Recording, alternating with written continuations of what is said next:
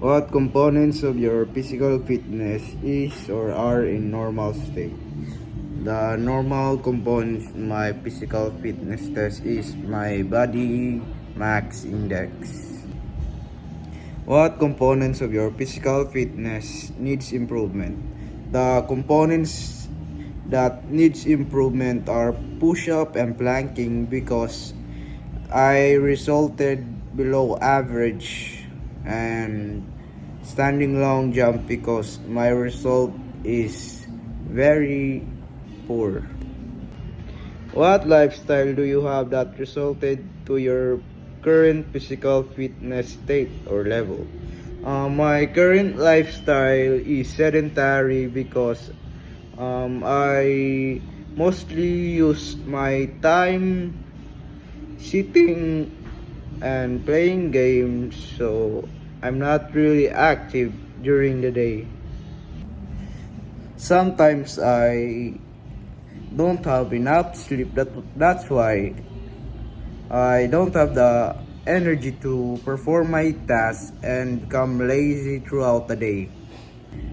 And also, I have a poor diet and rarely work out due to procrastination. That's why my result in my physical fitness are mostly below average.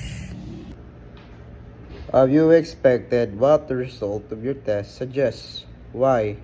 Um, I didn't really expect for me to result below average in planking and push up because I've been training those exercise because in the past I can't really do a push up because of my sedentary lifestyle. I also didn't expect that my body mass index would reach a normal score because in the past my body mass index reached 30 plus, which is considered overweight. So I am shocked that my body mass index reduced to 24.8. So I thought my result would reach a normal score because I've been training those exercise to compensate my sedentary lifestyle in the past.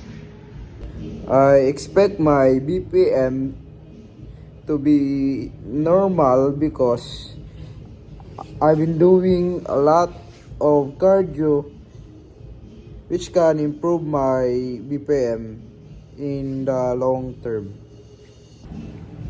What are the things you think you should do to improve or maintain your current state? The thing that I should do to improve my current state is do some strength training to build muscle mass in order to have a healthy body.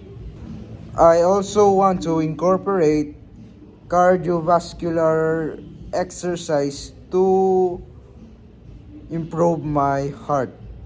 I will also create a diet plan which consists of a balanced amount of micronutrients for my body in order to build muscle and lose fat to have a fit shape and healthy lifestyle.